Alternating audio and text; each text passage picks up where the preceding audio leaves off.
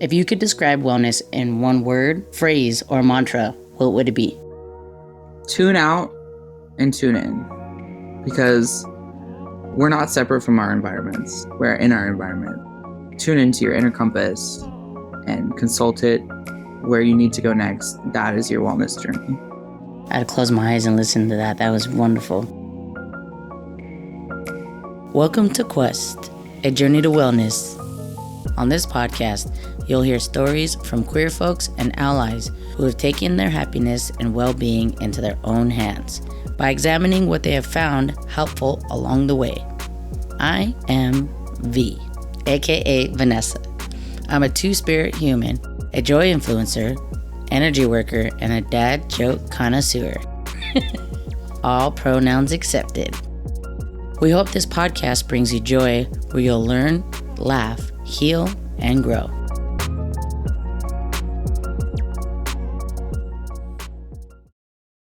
Welcome, queer kittens, and happy Pride. For those of y'all who are used to this podcast, I'm sure you're used to hearing another voice. But today, it's me. A little behind the scenes information. At the beginning of this whole project of this podcast, the group of us, we made a promise together that we would put our wellness first. Like, we make sure that no matter how much work that a podcast takes, because it's a lot more than y'all think, that if it's too much on our plate, we promised each other we would let each other know. And for those of y'all that have been here from the beginning, you knew my cousin Alina. It was a lot. She had to focus on her money-making jobs because this is a labor of love, y'all. And same thing with Corey. He has stepped away to focus more on his Kanoko. If y'all also have been listening, we loved both of them. They are amazing humans. And if you don't know how amazing they are, go back and listen to some more episodes and fall in love with both of them. We want to say thank you to both of them and all their amazing work and all the laughs, all the cries, all the vulnerability that they brought to this podcast, they brought to this team. They are friends forever, family forever, and it was so wonderful to have them on. And so, y'all are stuck with me for the last episode of this season. We're going to be taking on a little bit of wellness for the whole team, and we'll be gone for the summer, but we'll be back for season 3 at the end of the summer after we have fulfilled our Pride excursions and tanned up our bodies. Me doing this alone, things might get weird because this is my first time. And we're going to have fun with this. We're going to try to keep this lighthearted because with all that darkness that's going on in the world right now, I know that we could all use a little smile here and there. Even if it's for a moment, it's worth it. Our intention for this episode is to shine a light on queer beacons of hope in our community. Because with the world, drowning in the abyss of negativity, I think it's a lot easier for people to spread the negativity than shine the lights on those lights that are trying to find us and bring us together.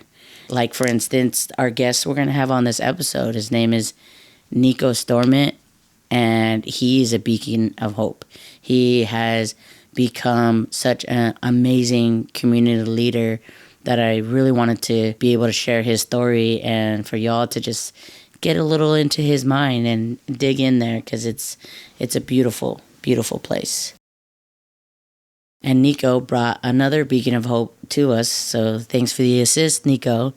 Anna Richmond works for TLC Child and Family Services, and their project is called Project Share Your Flair. We put a little audio collage together for y'all so you can kind of get a little bit of an idea. It's called Share Your Flare because it's the idea of like you're throwing up a flare in the air so someone off in the distance that might need that message can capture it, can hear it, can see it, that it's visible. So they're creating just this legacy of visibility for the youth. So the youth have stories that they can see and people that they can see with audio, with visual, like that make them feel a little less alone. And it's really amazing to see the strength, the courage, and just how these kids are enduring everything that's going on right now, and just gave me a lot of hope. We went for the project that we went to and got to hear these kids speak. They have all the verbiage. They know how to verbalize how they're feeling, how they identify, and they also have the vulnerability to explain, which is so beautiful to think our youth is where they're at now, and I'm here in my 30s where they're at in their teens.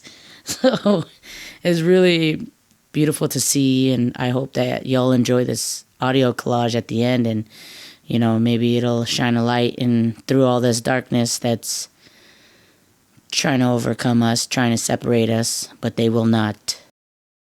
This is our last episode of the season, Queer Kittens. We hope that this episode will keep the light bright in yourselves and in our community. And remember, you are not alone. Go out and find your joy and stay in touch. Follow us on IG at Quest Wellness Pod. Hope you enjoy the episode.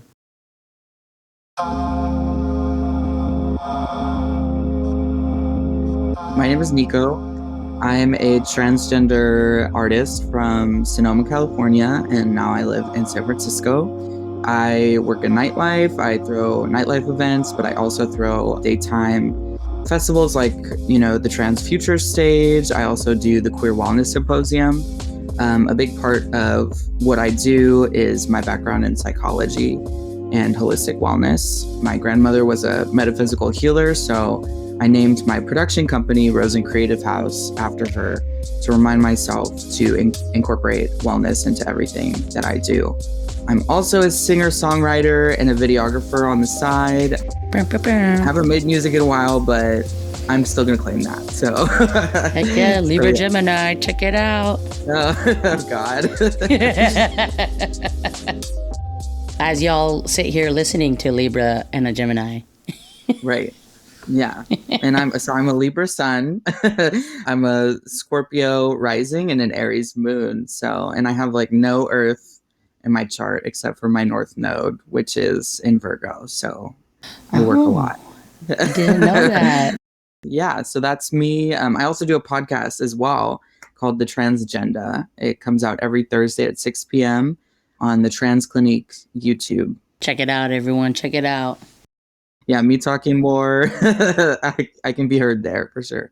Yeah, we'll put the a link to it in the show notes so y'all can follow it and check it out. It's some good stuff. Before we get deeper into these questions, we like to ask every guest, if there's an intention that you would like to set with this episode, with this interview, so that our listeners leave with a certain feeling. I'm always very concerned with effective action. That's kind of been always how I live my life. I think, is this effective? Is this helpful? Is this working? And so despite all of the things that we encounter in our life that are difficult, I would encourage the intention to be effective action. So how do you move forward effectively? So I hope today that we can talk about some effective solutions for the problems that we face as a community, and that we can leave with an idea of how to incorporate that into our lives. I know that's a big thing, but hopefully I can offer something. So, yeah. Oh yeah, you got loads to offer. You do too. Oh, thanks.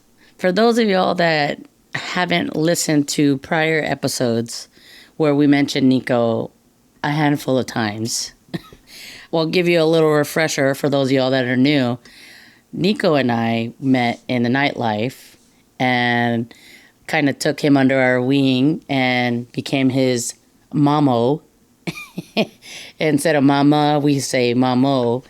There was a trip that I remember going to your grandmother's shop.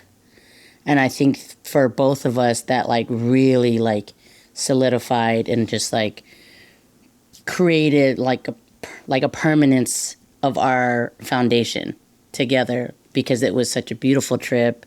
And a big part, I feel like, in both of our wellnesses, I don't want to speak for you, but my wellness journey, it was something that I needed that I didn't realize how much I needed. And So my grandmother, her name was Bernice Cohen, and her maiden name was Rosenberg, her last name, very Jewish. So she was a very Jewish woman. My mom grew up in the Bronx, and they moved here to, start a new life. And when she came here, she discovered, I think, metaphysical healing, and she became a very prolific metaphysical healer on the West Coast and would travel. And she opened a shop called Unusual and Unique. So she passed in 2003, and now this woman named Brave Eagle owns it. So we went out there to go and kind of check it out. I hadn't been there since I was at her memorial. She was very specific. She did not want a funeral. She wanted a memorial, a celebration of life, rather. I went there knowing that these people would not know who I was because I had transitioned. Like I was, I think, 5 and had like long curly hair. I was a girl. I was like, there's no way that these people are going to know who I am. So, I really wanted somebody who I trusted to go with me for this experience. So V and I went. When we got there, Brave Eagle came down and said, "Oh, it's you. What do you go by now?" It was just like the strangest thing. I was not expecting that at all. But for me, it really solidified for me that I have this like continuous intergenerational self, like the continuous energy of the self that may have different manifestations, right? But I am still me. So it was really powerful to have that experience and have someone there who is, people can definitely think that kind of stuff is very woo woo and like not invest a lot of mental energy into that. So it was really nice to have somebody there who is on the same page. And I definitely think that it solidified our connection for sure.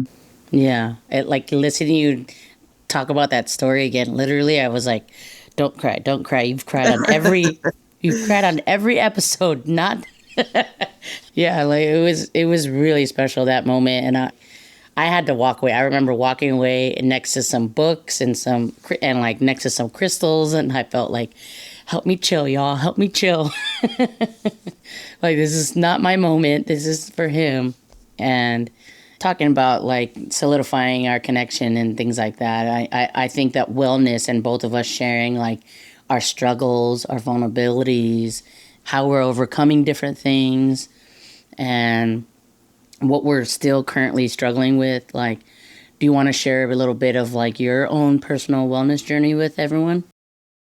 When I was younger, I grew up kind of like a sick kid. I was very tired all the time, and I was constantly waking up late for school. I had like a 1.0 GPA at one point, and this was kind of contrasted with the fact that I also am an overachiever because I think I was trying to make up for my chronic illness. So I would be like the vice president, but like never go to school. So it was like a very strange dichotomy, and I really didn't understand why I couldn't get up in the mornings because people just would really think that I was lazy. And that really wasn't it. I think I was very deeply depressed at the time, being a queer kid in Sonoma, which is a very small town with there's 10,000 people, but a lot of the population is like elderly. So in terms of like the people in my school who I was interacting with, it's like very small town mentality. And I was like the gay one, so, and at the time I was a lesbian. Yeah, I just had a lot of pain also from repressing being trans. So, it makes sense to me now why I was so tired and depressed and just bereft of energy all the time.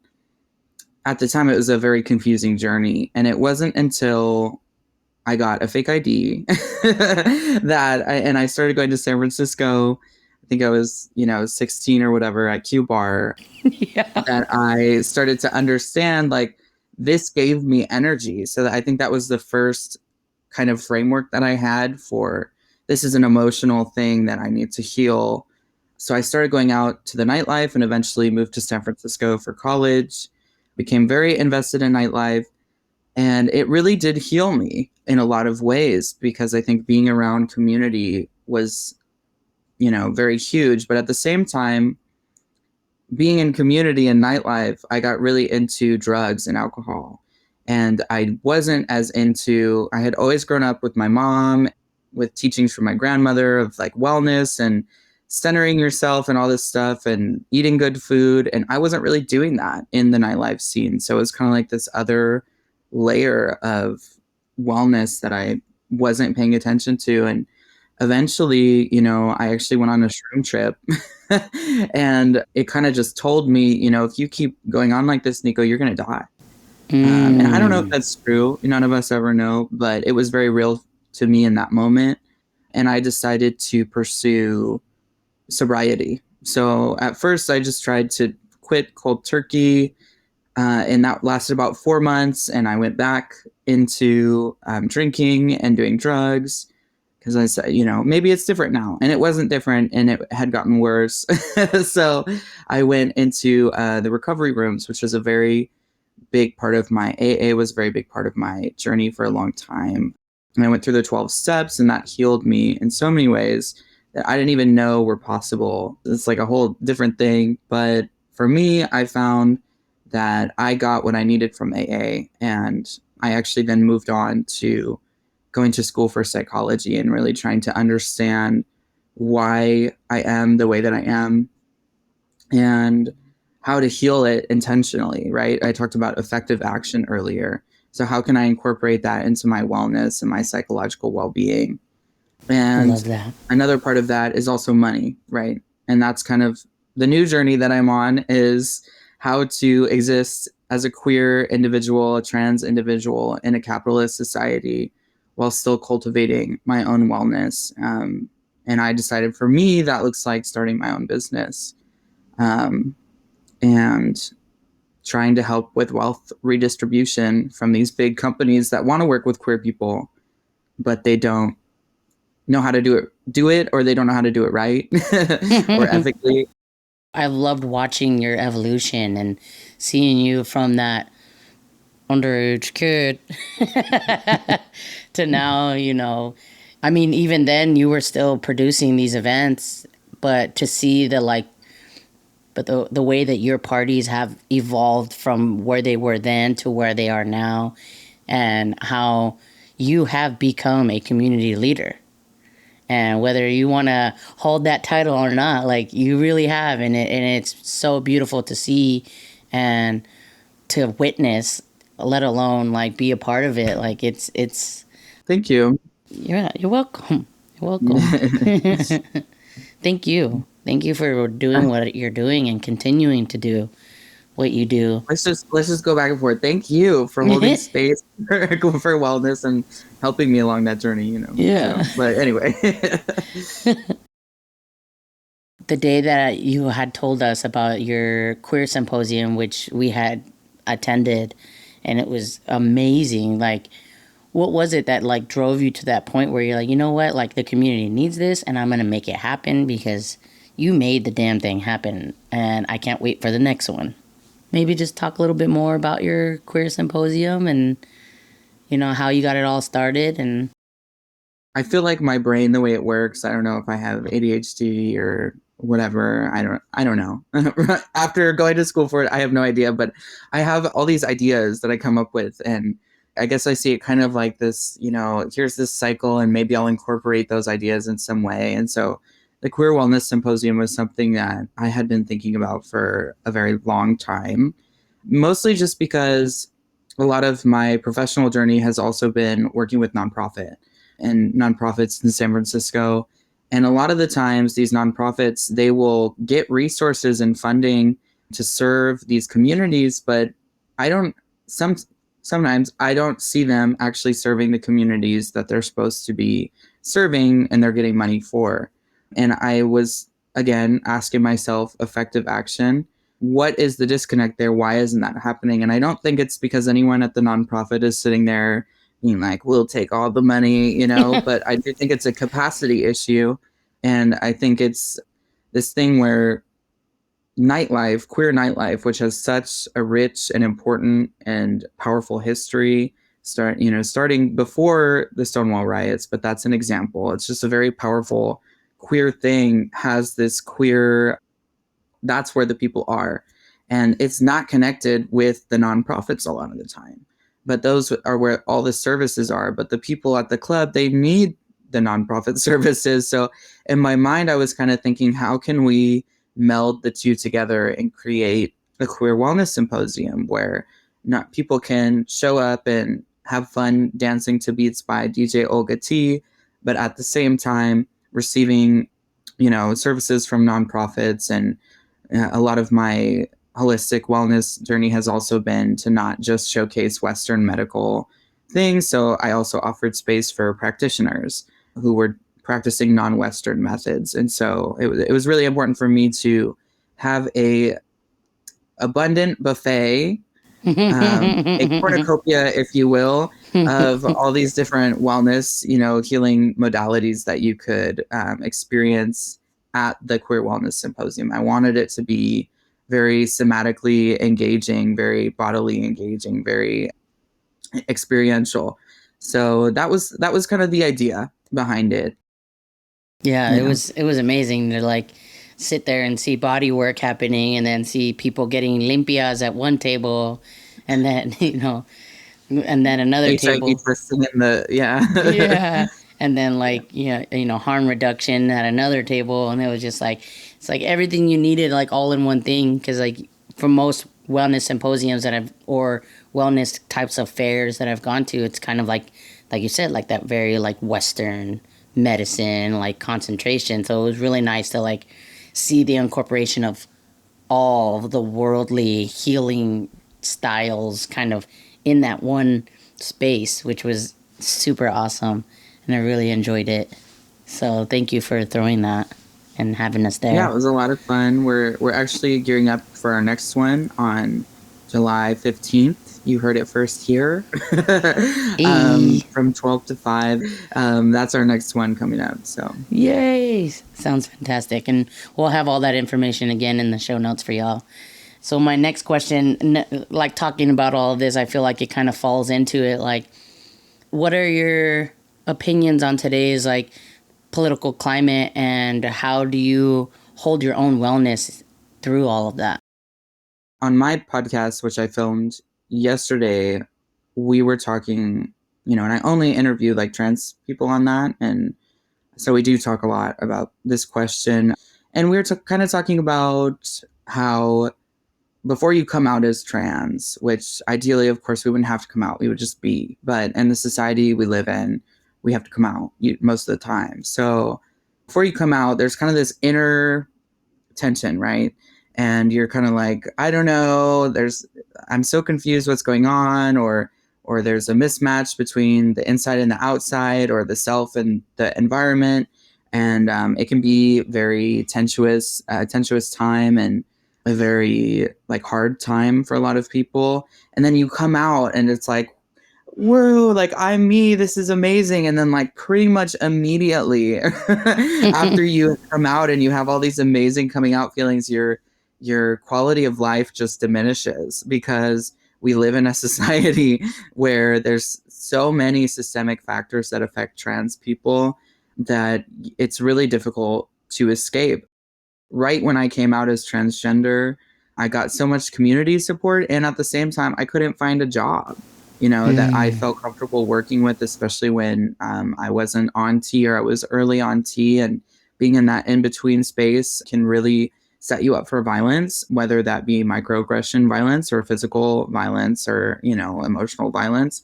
I remember working at Starbucks and just getting misgendered like constantly. It was horrible. So it's kind of hard to maintain wellness in a society that does not support who you are, that doesn't want you to be who you are. It's absolutely about control. And I think it's absolutely about projection and distraction. I think whoever it is in society that is part of the conversation often becomes a catch-all for the projection, the shadow self of society, right? Like the shadow self of society is projected onto trans people all the time, or addicts, or Black people, or Indigenous people. And that's kind of how it goes. And right now, trans people, I do think, have the spotlight. So it's been really fun. It's been really nice. I try to stay away from the news, to be honest. I don't really keep up with it a lot unless I feel like there's an effective action that I can take. But most of the time in my everyday life, I find that the best way to resist is to live my life, is to participate in trans joy and trans visibility, and invest in the positives, invest in the Queer Wellness Symposium, and try to get people to a level where they can deal with the systemic factor, because it's really hard to be struggling with your income, be struggling with your housing, be struggling with, all these different things that are affected by systemic oppression, and at the same time hear in the news that people want to kill you. And that together, how does anyone even survive, really? It's amazing to me when I see trans people living their lives. It's amazing to me because we go through so much. So I don't know. I guess community is really important. Yeah. Joy is really important. And, save the world, but save yourself first. Put on your mask first, Mm-hmm. Yeah, and you're building those communities like even stronger. You're having spaces for that trans joy to live and prosper. And I think these spaces that you're putting on and creating are probably life-saving. You have no idea. And Thank you. yeah. Nightlife saved my life. Growing up, I had a lot of suicidal ideation, and I don't even know really where it was coming from. I think, kind of like I mentioned, like there's so many different factors that I just like. It was just a lot. And when I started going out and being with community, that's when I realized, I do have a future. I can see it. I'm gonna make it beyond, 20 or 21 or whatever. And that was the inspiration also for the Trans Futures stage. We're going into our second year at Pride with the first trans-centered stage at SF Pride in over 10 years. Wow. And, that was really the intention there, and why we wanted to call it that was for people to start manifesting and envisioning what a trans future would look like and what their trans futures look like. So it's beautiful. Definitely very intentional. I do what I can to give back to what I feel was given to me. So many amazing event producers in our community that created spaces for me that allowed me to be who I am. And so, yeah, I'm happy to do my part as well. Yeah. Would you like to shout out any of these unsung heroes that helped you along your journey? Whether it's organizations or producers. Yeah, I'll shout out some people. The parties that I went to when I was really young were definitely places like Q Bar, like I mentioned, Vice Tuesdays, presented by Iris Triska. That was like my favorite, like That's everybody where we was met. so consistent. Yeah, it was so consistent. I remember going to all of Miranda Dansison's parties as well, like EXO, Bad Habits, all of her Pride iterations with Whitney Mixter, and just like living my best life. And, in July, of course, I do want to definitely, shout out to July just for being people who created those spaces. And, and then when I got a little bit older and I started coming out as trans, and, I came out, I think I had already come out by the time that I had met you, but there was an in-between period where I still could pass as a lesbian. And so that was the period that I was really hanging out with lesbians. But after I passed as a man, whatever that means, I started to not really be welcome so much in community spaces. I never felt that way at any of July's parties, for sure, or there's other producers that did a lot of things to make sure that trans people felt included. But I did start to shift over to different communities. And I really do want to give a shout out to Nikki Kalma from San Francisco Community Health Center, who creates so many beautiful spaces for our community. There's so many different people who really have created spaces that have been super amazing for me. Thank you again for introducing us to, I like to say, one of our unsung heroes, Anna Richmond. She was really great. We had her on episode 6, I believe, and it was a very emotional episode, but it was really wonderful. We got to learn about what she does with the TLC Child and Family Services, and that they've been doing their thing since 2005, but I guess that they started this new project. I'm not sure if you're familiar with it, but they started a project in like 2019, and basically they're like creating a legacy of visibility of LGBTQIA plus foster youth.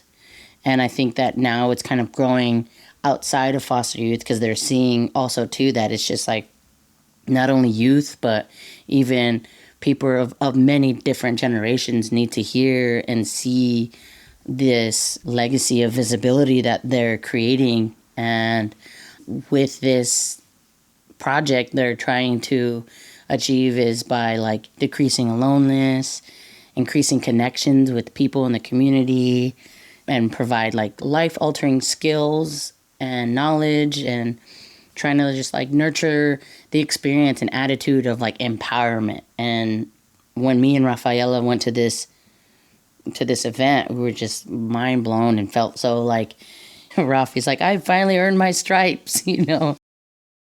We're coming back with another audio collage similar to our first episode, Community is the Cure. We got a lot of great feedback on it, so we're coming full circle, and we've got another one for you. I hope you love it.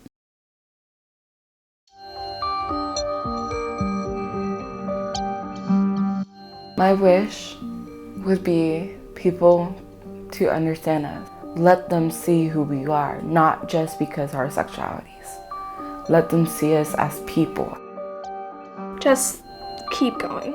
Even though I'm not there, I'm here for you. I support you. You will get through this. It won't last forever. I would tell them that to not be scared and to be strong and never stay quiet. To not listen to people that are against them. And there's no such thing as normal. If you are struggling with any sort of gender identity, sexual identity, anything like that, come and find someone who can support you, and know that you support yourself. It doesn't matter what people think or what they say. There's going to be someone somewhere that's going to accept you. There is a world out there where you can be queer and you can have fun and you can meet amazing people and you can have this wonderful full life, and it is out there for you too. You may feel stuck, you may feel uncomfortable, and you may feel like judged. You may feel like people hate you because you are the way you are. There's always gonna be people that will understand you and will feel like home eventually, like you'll find your place. If it's not safe for you to come out right now, don't try to stress about it. Just try to find a community who accepts you for who you are and who won't judge you for what you're not. Be yourself, and sometimes you do have to hide it for your own safety, but there's always someone out there who does care about you. I was scared to express myself. I was scared to be myself. I was scared to give it my all. And I want people to know that it's okay to be scared, and you're gonna be scared. But remember that no matter what, you're not alone. You're not. There are people in your community who are like you. And the goal, and sometimes the waiting game, is discovery.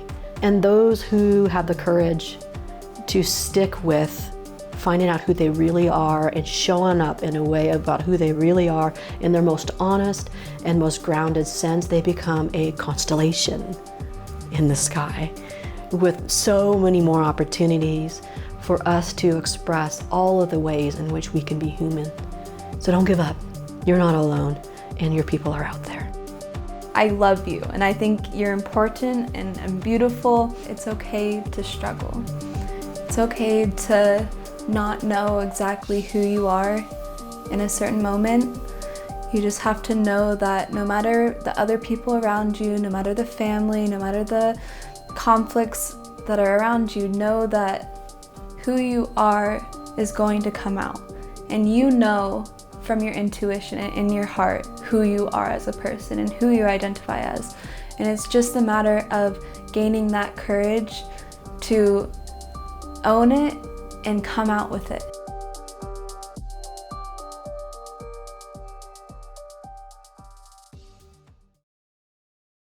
Oof. Those were heavy. Those were heavy, but necessary.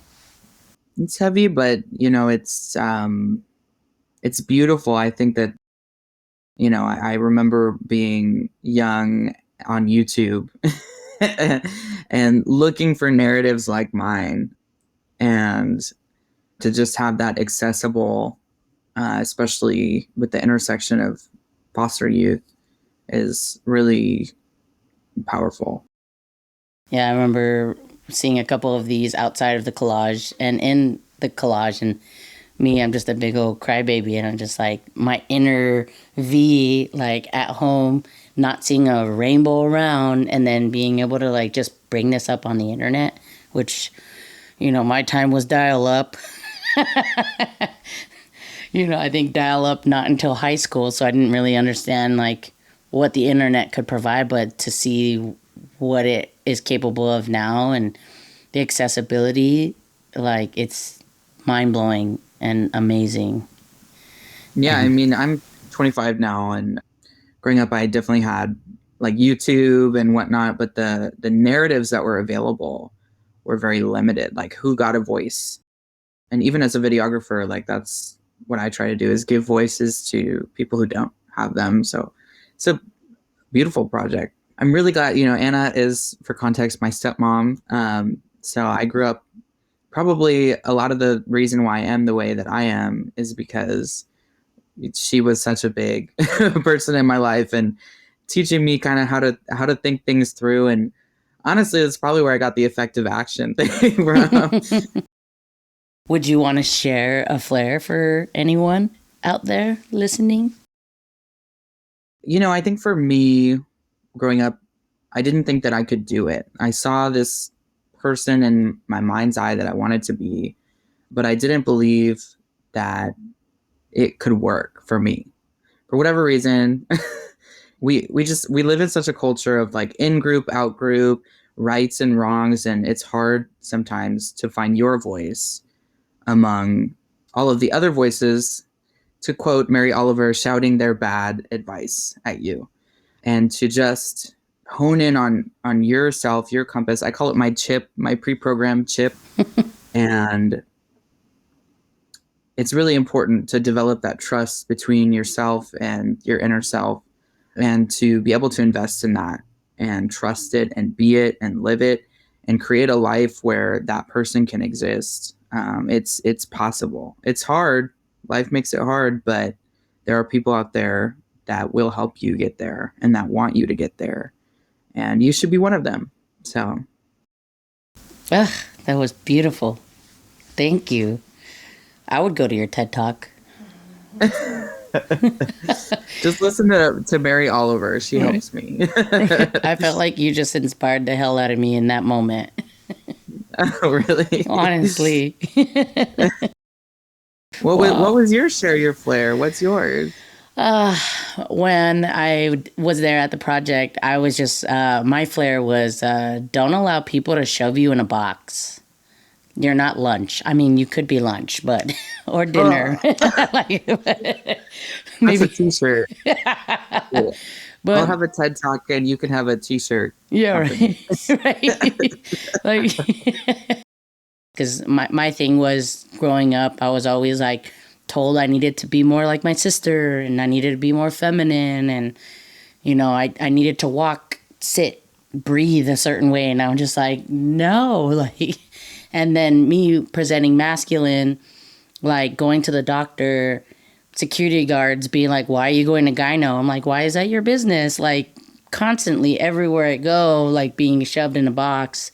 And then every little box. Also too, I feel like I'm on the trans spectrum, but I don't necessarily go this way or that way. And I feel like saying on the spectrum keeps me out of a box of expectations of how to act, how to move, how to blink, you know what I mean? Like, I feel like with every box, exactly right. Yeah, we talked about that. Yeah.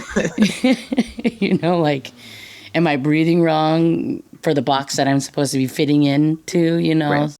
I did my flair, which is telling people, just don't let people shove you in a box. Don't put yourself in a box. Just experience life and just show up as you. Don't show up, well, you think people want you to be. Mm-hmm. I feel that, I feel transitioning, right? People really expect me to be this very masculine individual, especially since I'm Jewish and hairy and, I look a certain way. The reality of the situation is I'm on the spectrum too, like I don't identify as like a man, like, I mean, I do in some ways, but there's a diva that lives inside of me. And I talk about this diva all the time. And it took me a long time of honing my trust in my own voice to get to the point where I didn't have to have a one-page resume of my gender identity in order for me to feel like it's valid. You know what I mean? Like, it doesn't have to fit into a box, like you said, of what someone else thinks you should be. It can just be you. It's individual, because it's just me. It's just Niko, Exactly. You get me. That's why. That's why we just fell in love. I know. I love it. Well, thank you for coming. Like, honestly, this was amazing. Like, I've been wanting to have you on here, and it's been such a blessing and an honor to have you here. Just seeing your journey too, V, with this podcast and the whole team's journey as well has been really powerful. It's really, because to me, I was just this person making events, and I wasn't sure who else I could really community build with, because nobody can do this work alone. And so to have you as my comrade, one of my partners in crime, and fucking up the system, and like first year. Yes, you can. Okay.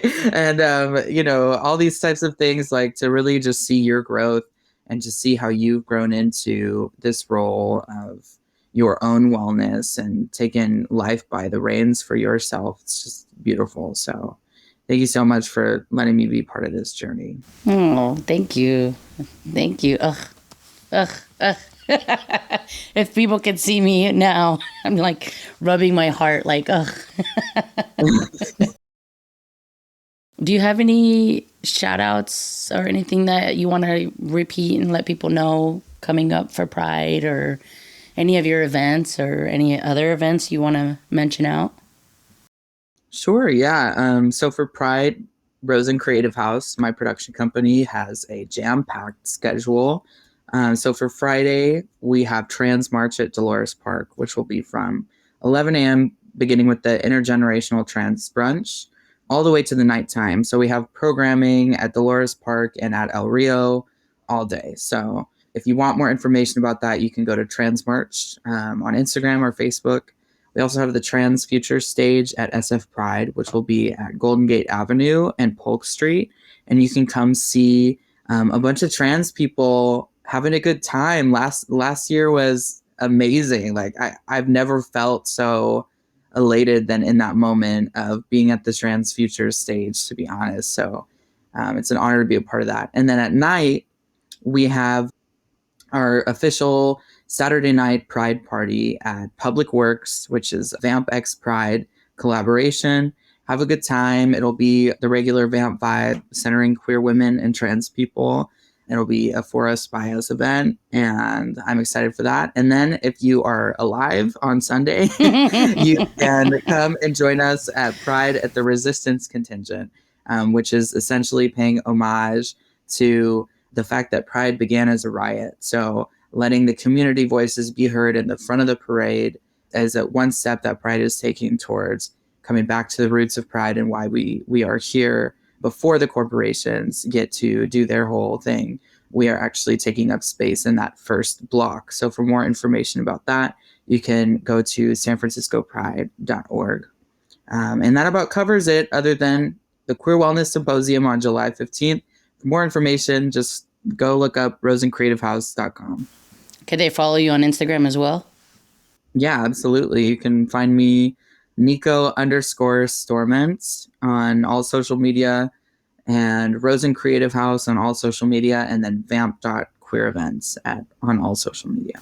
Awesome. And for those of y'all that weren't able to write that down fast enough, we'll have that in our show notes. I know it's too much. It's too much. No, it's just the right amount. It's our too much. Well, Queer Kittens, it was wonderful having you on this season. We'll be back at the end of summer. We will miss you so much. Remember, be kind to yourself, find your joy, and know that you are loved. Tap that follow or subscribe button to get every episode as soon as it's released. Leave us a 5-star rating on Apple Podcasts or Spotify. And join our wellness community on Instagram at Quest Wellness Pod. This podcast was produced in collaboration by Kinoko Chocolates and Puka Puka Creative. Executive producers Stevie Kwa and Corey Houston. Producer, editor, sound designer Leah Jackson. Associate producer Rafaela Landestoy. Original music produced by Basque. His music is amazing. And we can't forget about the emotional support of our fur babies by Frankie, Ruby, Nugget, and Pukalani.